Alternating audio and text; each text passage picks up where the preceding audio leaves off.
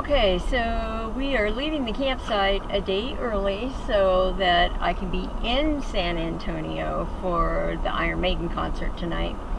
Because it starts at 7:30 and probably won't get done till, I don't know, midnight or something.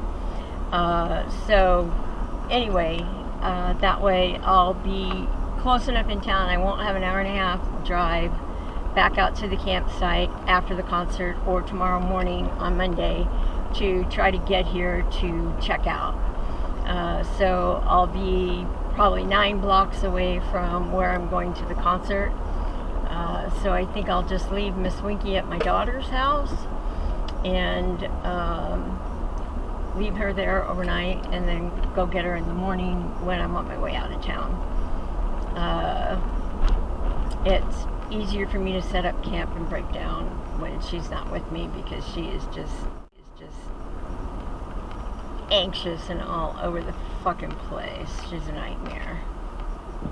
She's a fucking nightmare, so.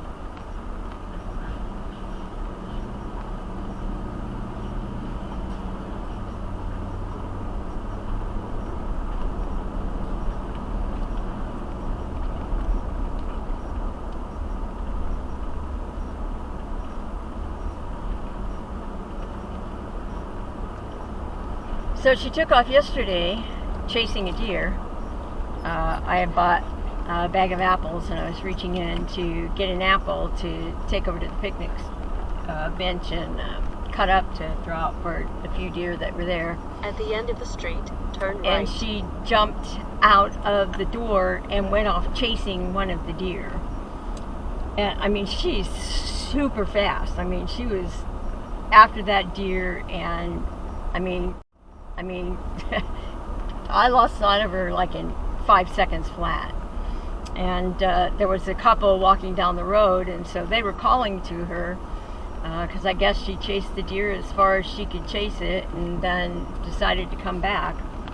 And so this couple was calling to her, and so they were looking at me going, "Is this your dog?" And it's like, "Yeah, that's my pain in the ass for sure." So that was my hitch, by the way, that loud bang that you heard.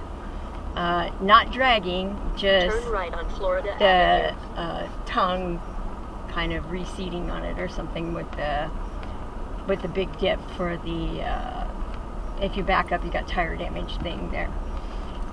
So anyway, she finally came back and then she came over to me, but I was having a hard time getting a hold of her.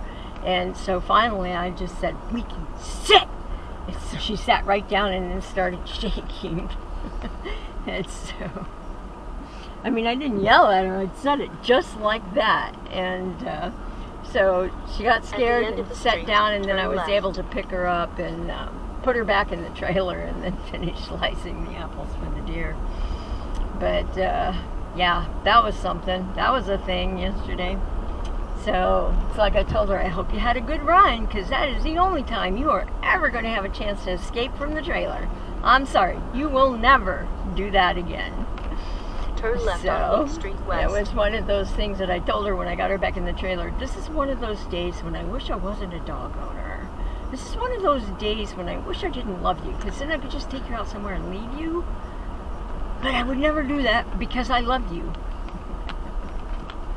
So...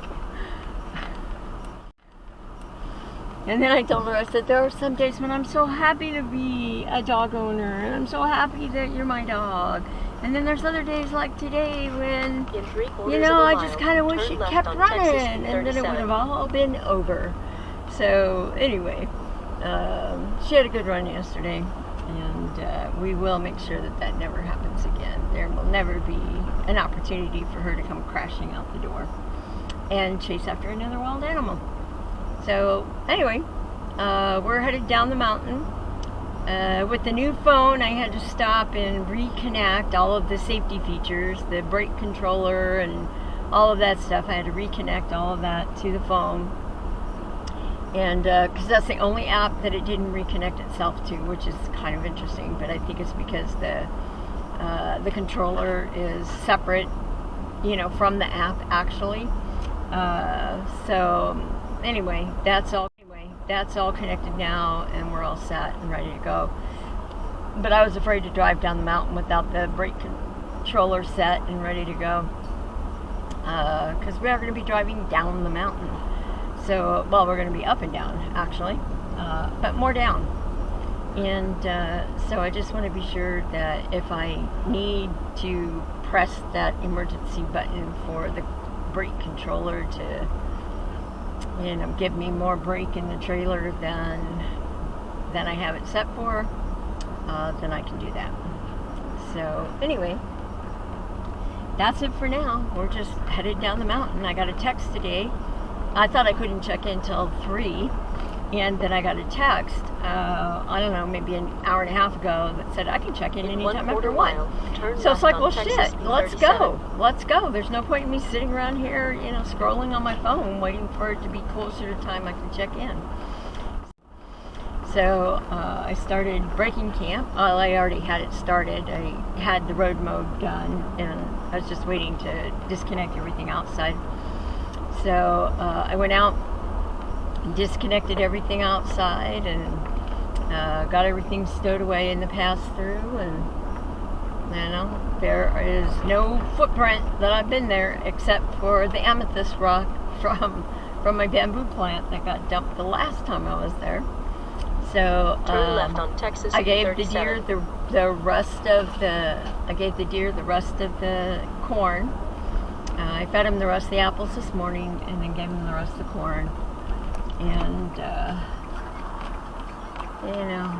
I know they're going to miss me not being there feeding them, but I'm pretty sure that other people in the campground feed them. I'm not the only one. I know there was and what gave me the idea was that there was a guy there before who had a big container of deer corn, had a big container outside of it, and the deer were all kind of milling around his property in the morning waiting for him to feed them. So that's what gave me the idea of getting the corn this time.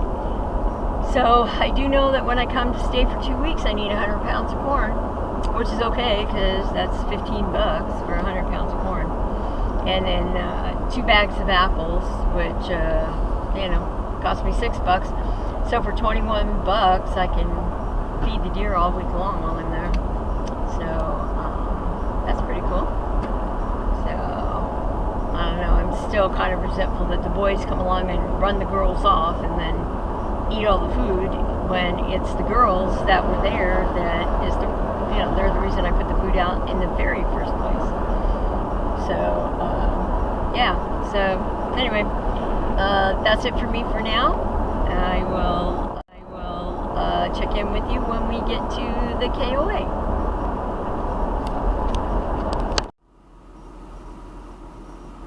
Well, we just dropped the dog at her sister's house.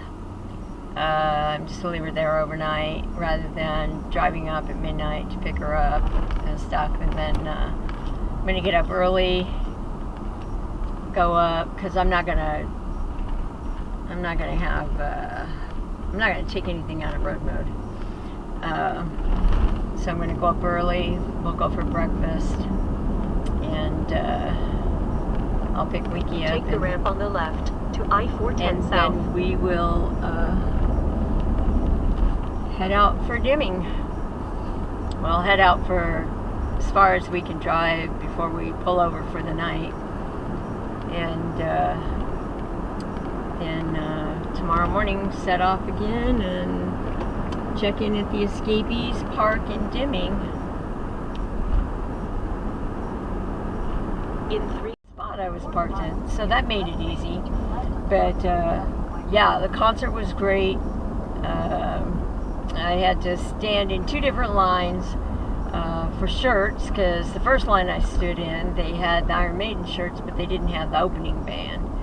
And so I had to go stand in another line to get the shirt for the opening band, which was a long effing line. I mean, it was a long line. I stood in that line for, I don't know, just about an hour. The first line I stood in, it took me like 30 minutes. And by the time I got done in the second line, where I got the shirts for the opening band, the opening band was already playing.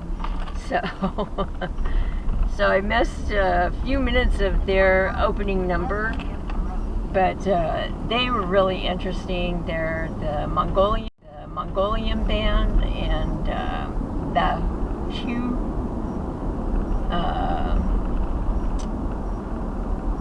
Yeah. So anyway, they were a really good band. They were very interesting. It